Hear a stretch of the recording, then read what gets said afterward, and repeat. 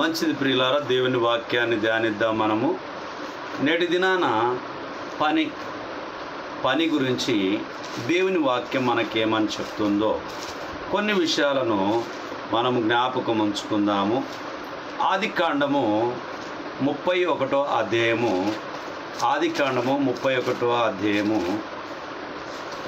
42వ వచనాన్ని గమనిద్దాం ప్రియులారా. 31:42 వచనం. నా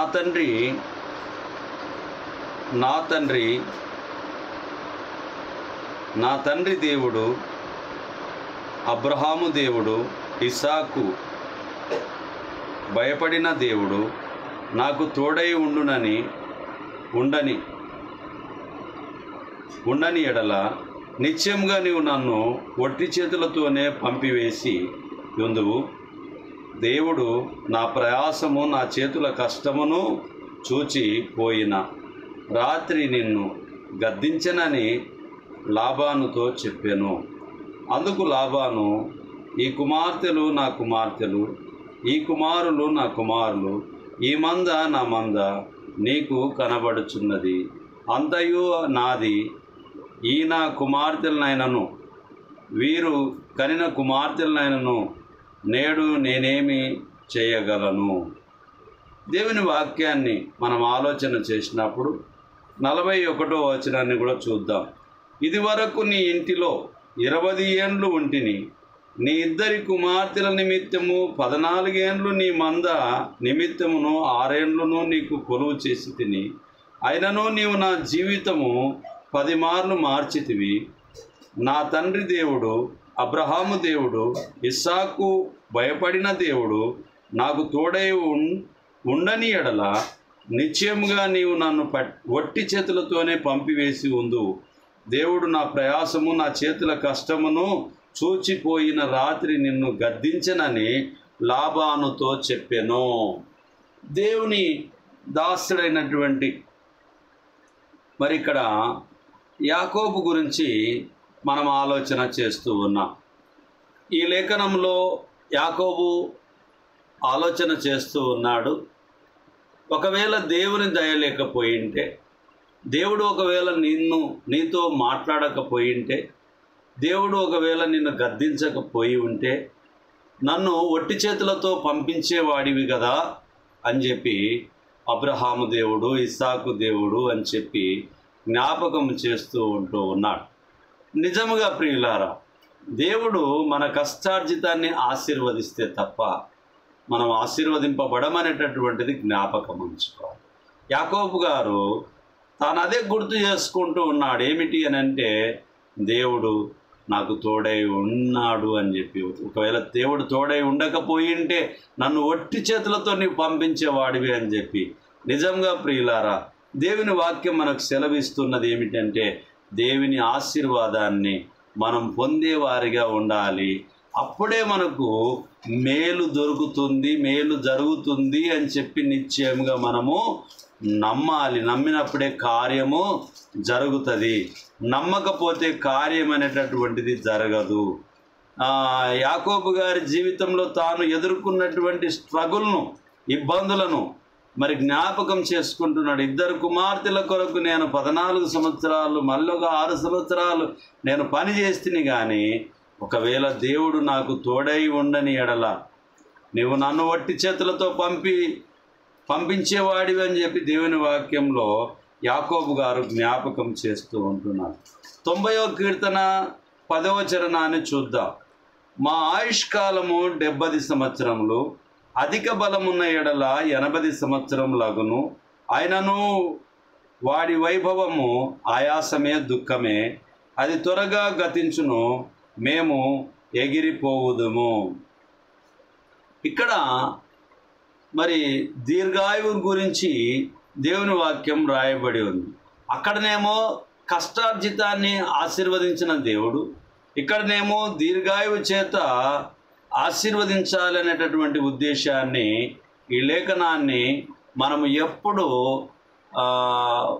భూస్థాపిత కార్యక్రమంలో, జ్ఞాపకార్థ కార్యక్రమంలో ఎక్కువగా ఈ యొక్క లేఖనాన్ని మనం తీసుకొని మాట్లాడుతూ ఉంటాం.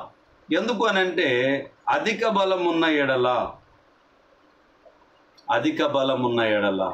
మరి ఎందుకు ఈ మాటల్ని మనం నేర్చుకోవాలి, తెలుసుకోవాలి అని అంటే, మనము త్వరగా మన వయసు గతించిపోతుందని చెప్పి దేవుని వాక్యం మనకు తెలియపరుస్తూ ఉన్నది. అక్కడనేమో పనిని దేవుడు ఆశీర్వదించను, తోడై ఉన్నాడని చెప్పి జ్ఞాపకం చేశాము. ఇక్కడనేమో ఆయుష్కాలాన్ని దేవుని ఆధీనంలో ఉంది అనేటటువంటిది జ్ఞాపకం చేసుకుంటున్నాము. అలాగనే 104వ కీర్తన 23వ చరణాన్ని మనం ఆలోచన చేద్దాం. 104వ కీర్తన 23వ చరణం. సాయంకాలం వరకు పాటుపడి తమ పనులను జరుపుకొనుటకై మనుషులు బయలు వెలుదురు.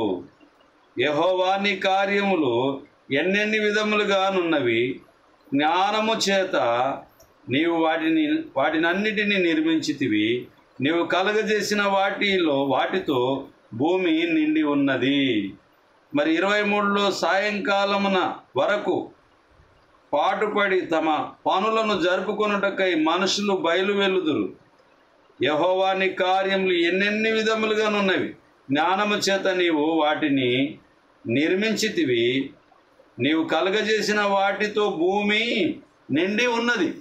కలుగజేసిన వాటితో భూమి నిండి ఉన్నది. మరి కష్టము, మరి సాయంకాలంన బయలు వెళ్ళెదరు పనిచేసి అనేటటువంటి విషయం. పని కొరకు కష్టపడేటటువంటి వారికి నేటి దినాన పని గురించి మనం నేర్చుకుంటున్నాం. మన మాటల్లో, దేవుని వాక్యంలో పని గురించి మాత్రమే ఎక్కువగా మనకు దేవుని వాక్యం తెలియపరుస్తూ ఉంటున్నది. 128వ కీర్తనలో కూడా మనం ఆలోచన చేద్దాం ప్రియులారా. 128వ కీర్తన 1 నుంచి 2 వచనాలని మనం చూద్దాం. యెహోవాయందు భయభక్తులు కలిగి ఆయన త్రోవలయందు నడుచు వారందరూ ధన్యులు. నిశ్చయముగా నీవు నీ చేతుల కష్టార్జితం అనుభవించెదవు. నీవు ధన్యుడవు, నీకు మేలు కలుగును. మన కష్టార్జితాన్ని అనుభవించడానికి దేవుని యొక్క ఆశీర్వాదము మనకు అవసరము అనేటటువంటిది జ్ఞాపకం ఉంచుకుందాం ప్రియులారా. సామెతలు 14వ అధ్యాయము 23వ వచనాన్ని ఆలోచన చేద్దాం ప్రియులారా. ఏ కష్టము చేసినను లాభమే కలుగును, వట్టి మాటలు లేమిడికి కారణములు. వట్టి మాటలు ఎవరమైతే మనం మాట్లాడతామో లేమిడికి కారణములు అని చెప్పి దేవుని వాక్యం మనకు తెలియపరుస్తూ ఉన్నది. ఎందుకు ఈ వట్టి మాటలు లేమిడికి కారణములు అవుతాయి అని అంటే, పని చేస్తేనే కదా లాభం కలిగేది, పని చేస్తేనే కదా ఆహారం వచ్చేది. పని చేయకపోతే ఆహారం ఎలా వస్తుంది? రాదు. కాబట్టి దారిద్రమే ఎంట వస్తుంది. కాబట్టి ఆ దారిద్రం వల్ల మన జీవితంలో చిన్న భిన్నం అవుతూ ఉంటాయి. కాబట్టి సోమరితనం మన జీవితంలో వస్తుంది. కాబట్టి వాటికి దూరంగా ఉండడానికి ఏ కష్టము చేసినా లాభమే కలుగును, వట్టి మాటలు లేమిడికి కారణములు అని చెప్పి దేవుని వాక్యం మనకు తెలియపరుస్తూ ఉంది. అలాగనే సంఖ్యాకాండాన్ని ఒకసారి ఆలోచన చేద్దాం. సంఖ్యాకాండం 1వ అధ్యాయము, సంఖ్యాకాండం 1వ అధ్యాయం 8వ వచనాన్ని చూద్దాం. ఇస్సాకారు గోత్రంలో సుయారు కుమారుడైన నెతానియేలు 7వ వచనం. యూదా గోత్రంలో అమినాదాబు కుమారుడైన నయసోను. మరి ఈ విషయాలు ఇక్కడ చూసినప్పుడు ఈ యుద్ధమునకు యోగ్యులైన వారి జనన సంఖ్య లెక్కించబడుతూ ఉన్నది. ఈ యుద్ధానికి పంపించాలి అని అంటే ఎవరు? పని కలిగినటువంటి వారిని పంపిస్తారు, పనికొచ్చే వారిని పంపిస్తారు, పనికి రానటువంటి వారిని పంపించరు యుద్ధానికి. కాబట్టి ప్రియులారా, పనిమొద్దు. ఉర్దూలో ఒక సామెత ఉన్నది, కామ్ కర్ బేటే చల్తే ఫిర్తే నజరావు అని అంటారు. పని చేయి కొడుక, నడుస్తూ తిరుగులాడుతూ కనిపించు నాయనా అని చెప్పి చెప్తారు. ఎందుకు ఈ మాటల్ని మనం గుర్తుంచుకోవాలి అని అంటే, పనివాడే దేవునికి ముద్దు. పనివాడు కాకపోతే దేవునికి ముద్దు కాదు ప్రియుల. కాబట్టి పని చేసేవాడే దేవునికి ముద్దు. పని చేయమని చెప్పి దేవుని వాక్యం సెలవిస్తుంది. పని చేయకుండా నీవు తినొద్దని చెప్తుంది. పని చేయకుండా నీ వ్యర్థంగా నీ ప్రయాసం వ్యర్థంగా నీ జీవితాన్ని పాడు చేసుకోవద్దని చెప్పి దేవుని వాక్యం మనకు తెలియపరుస్తూ ఉంది. కాబట్టి మనం జ్ఞాపకం ఉంచుకోవాలి ప్రియులారా. జ్ఞాపకం ఉంచుకొని మన జీవితాన్ని సరైనటువంటి మార్గంలో దేవుడిచ్చిన ఆయుష్కాలము పని కొరకు పని చేస్తూ ఉండడానికి, మరి ఏదైనా కానీ మనము మన చేతికి వచ్చినటువంటి పనిని పని చేసుకుంటూ ముందుకు వెళ్ళే వారిగా ఉండాలి. యెషయా గ్రంథము 55 యెషయా 55 మరి మొదటి 2 వచనాలని చూద్దాం. యెషయా 55 మొదటి 2 వచనాలు. దప్పికొనిన వారలారా నీళ్ళ యొద్దకు రండి, రూకలు లేని వారలారా మీరు వచ్చుకొని భోజనము చేయండి. రండి, రూకలు లేకపోయినను ఏమీ నీయకయే ద్రాక్షరసమును పాలను కొనుడి. ఆహారము కాని దాని కొరకు మీరెలా రూకలిచ్చెదరు? సంతృష్టి కలగజేయని దాని కొరకు మీ కష్టార్జితమును ఎందుకు వ్యయపరచెదరు? నా మాట జాగ్రత్తగా ఆలకించి మంచి పదార్థము భుజించుడి. మీ ప్రాణము సారమైన దాని యందు సుఖింపనీయుడి. అంటే కష్టం చేసి మంచి భోజనాన్ని మీరు తినండి, మంచి ఆహారాన్ని మీరు తినండి. కష్టం చేయకుండా తినవద్దని చెప్పి దేవుని వాక్యం తెలియపరుస్తూ ఉన్నది. కాబట్టి దేవుని వాక్యాన్ని మనం ధ్యానించేటప్పుడు, ఆలోచించేటప్పుడు దేవుని చిత్తాన్ని కూడా మనం గ్రహించాలి. పేరుకు మాత్రమే క్రైస్తవులుగా మనం ఉండి దేవుని వాక్యాన్ని మూసిపెట్టి దూరంగా ఉంచడం వల్ల ప్రయోజనం లేదు. అందులో జ్ఞానం ఉన్నది. ఆ జ్ఞానాన్ని వెతికి దేవులాడుకోవాలి మనం ప్రియులారా. వెతికి వెతికి వెతికి వెతికి వెతికి దేవులాడుకోవాలి. అందుట్లో ఉంది, పరిశుద్ధ గ్రంథంలో ఉంది. వాటి వైభవాన్ని మనం రుచి చూడాలి అని చెప్పి దేవుని వాక్యం మనకు తెలియపరుస్తూ ఉంది. యోహాను సువార్త 4వ అధ్యాయము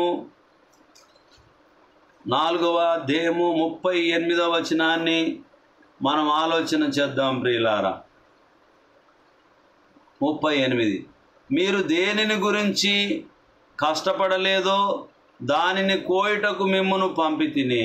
ఇతరులు కష్టపడిరి, మీరు వారి కష్టములలో ప్రవేశించుచున్నారని చెప్పాను. అంటే 37వ వచనాన్ని కూడా చూద్దాము. విత్తువాడొకడు కోయివాడొకడు మాట విషయంలో సత్యమే. 36 విత్తువాడును కోయివాడును కూడా సంతోషించున్నట్లు కోయివాడు జీతము పుచ్చుకొని నిత్య జీవార్థమైన ఫలము సమకూర్చుకొనుచున్నాడు. విత్తువాడొకడు కోయివాడొకడు మాట ఈ విషయంలో సత్యమే. మీరు దేని గురించి కష్టపడలేదో దానిని కోయుటకు మిమ్మను పంపితిని. ఇతరులు కష్టపడిరి, మీరు వారి కష్టములలో ప్రవేశించుచున్నారని చెప్పాను. ఎందుకు అని అంటే ఆ రకంగా అయినా కూడా పని చేయమని చెప్పి. ఒకరు విత్తినారు, వారు పంట కోయడానికి మనం ఏం చేయాలి? పని చేయాలి అని చెప్పి దేవుని వాక్యం తెలియపరుస్తూ ఉన్నది.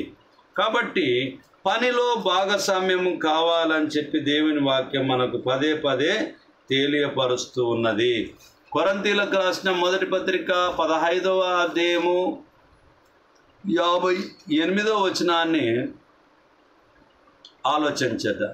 కాగా నా ప్రియ సహోదరులారా, మీ ప్రయాసము ప్రభువునందు వ్యర్థము కాదని ఎరిగి స్థిరులను కదలని వారును ప్రభు కార్యాభివృద్ధి యందు ఎప్పటికీ ఆసక్తులనై ఉండుడి. మనం చేసే ప్రయత్నం ఎప్పుడు వ్యర్థం కాదు. 57వ వచనం అయినను మన ప్రభు అయిన యేసుక్రీస్తు మూలముగా మనకు జయము అనుగ్రహించుచున్న దేవునికి స్తోత్రము కలుగునుగాక. కాగా నా ప్రియ సహోదరులారా, మీ ప్రయాసం ప్రభునందు వ్యర్థము కాదని ఎరిగి స్థిరులను కదలని వారును ప్రభు కార్యాభివృద్ధి యందు ఎప్పటికీ ఆసక్తులనై ఉండుడి. దేవుని పనిలో మనము నమ్మకంగా, కుటుంబ పనిలో నమ్మకంగా, మన జీవితంలో నమ్మకంగా మనం ఎల్లప్పుడూ మన చేతికి అందినటువంటి పనిని చేసేటటువంటి వారిగా ఉండాలి. నిర్లక్ష్యంగా వ్యవహరించేటటువంటి వారిగా మనం ఉండవద్దని చెప్పి దేవుని వాక్యం పదే పదే గుర్తు చేస్తుంది. ప్రియులారా, తెస్సలోనికైలకు రాసిన మొదటి పత్రిక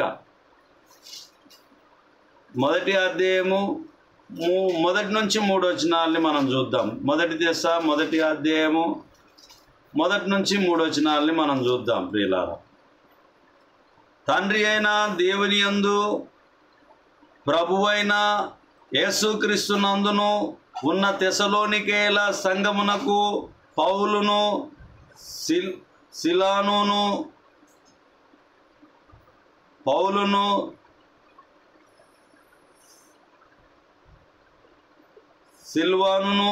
తిమోతియును శుభమని చెప్పి రాయినది. కృపయు సమాధానమును మీకు కలుగునుగాక.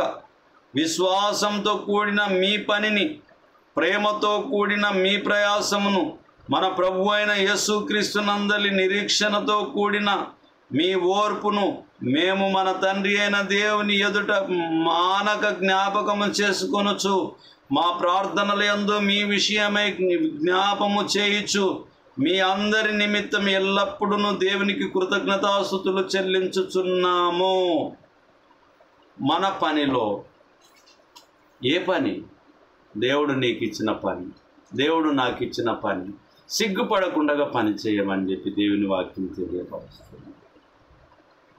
సిగ్గుపడకుండా దేవుని పనిని చేయాలి. నీ చేతికి వచ్చిన పనిని చేయాలి. ఎందుకు అని అంటే పని చేయకుండా ఊరికే ఉండకూడదు అని చెప్పి దేవుని వాక్యము మనకు తెలియపరుస్తుంది. కాబట్టి మన ప్రయాసం వ్యర్థము కాదు అనేటటువంటిది జ్ఞాపకం ఉంచుకోవాలి. ప్రకటన గ్రంథము 14వ అధ్యాయము 13వ వచనాన్ని చూద్దాం. ప్రియులారా, ప్రకటన గ్రంథము 14వ అధ్యాయము 13వ వచనము 14-13. అంతటా ఇప్పటి నుండి ప్రభువునందు మృతినందు మృతులు ధన్యులని రాయమని పరలోకము నుండి ఒక స్వరము చెప్పగా వింటిని. నిజమే, వారు తమ ప్రయాసములు మాని విశ్రాంతి పొందుదురు, వారి క్రియలు వారి ఎంట పోవునని ఆత్మ చెప్పుచున్నాడు. ఏ క్రియలు? పని చేస్తే పని చేసిన క్రియలు నా ఎంట వస్తాయి. సోమరిగా ఉంటే సోమరిగా ఉన్నటువంటి క్రియలు నా ఎంట వస్తాయి. పని చేసినటువంటి వారిని ఏమంటుంది అని అంటే వారి ప్రయాసములు మానిరి అని చెప్పి దేవుని వాక్యం తెలియపరుస్తూ ఉంది. కానీ ప్రయాసమే పడకుండా మరణం పొందడము జ్ఞాపకంలోకి రాదు అనేటటువంటిది జ్ఞాపకం ఉంచుకోవాలి. ఇక్కడ చెప్పబడినటువంటి మాట వారి ప్రయాసములు మానిరి అని అన్నారు. అంటే పనులు చేశారు, ప్రయాసపడ్డారు, ప్రభువునందు స్థిరులై ఉన్నారు, కదలని వారిగా ఉన్నారు, బలంగా ఉన్నారు. అలా ఉండి దేవుని పనిలో నమ్మకంగా ఉన్నారు, తమ కుటుంబ పనిలో నమ్మకంగా ఉన్నారు. కాబట్టి తమ పిల్లల్ని చక్కగా నేర్పించి చక్కగా బుద్ధి మాటల చేత నడిపించిన తల్లిదండ్రులు, అవతాత వాళ్ళు, అమ్మ వాళ్ళు, నాన్న వాళ్ళు, కుటుంబస్తులు ఎవరైనా కానీ బుద్ధి మాటలు చెప్పేటటువంటి వారు, కష్టపడి పని చేసుకునేటటువంటి వారి గురించి అంతటా ఇప్పటి నుండి జ్ఞాపకం ఉంచుకోవాలి. అంతటా ఇప్పటి నుండి ప్రభువునందు మృతినందు మృతులు ధన్యులని రాయుమని పరలోకం నుండి ఒక స్వరము చెప్పగా వింటిని. నిజమే, వారు తమ ప్రయాసములు మాని విశ్రాంతి పొందుదురు, వారి క్రియలు వారి అంట పోవునని ఆత్మ చెప్పుచున్నాడు. వారి ప్రయాసము వారి క్రియలు వారి అంట వచ్చింది. పని చేయని వారి క్రియలు ఎవరి అంట వస్తాయి? ఏమిటి దాని ప్రయోజనము? ఏమి లేదు. పని చేసిన వారి గురించి ఇక్కడ చెప్పబడింది, వారి ప్రయాసములు మానిది. మరి పనే చేయనటువంటి వ్యక్తి గురించి ఇక్కడ రాయబడలేదు అనేటటువంటిది జ్ఞాపకం ఉంచుకోవాలి. సామెతలు 23:4 వచనాన్ని చూద్దాం. సామెతలు 23:4 వచనం.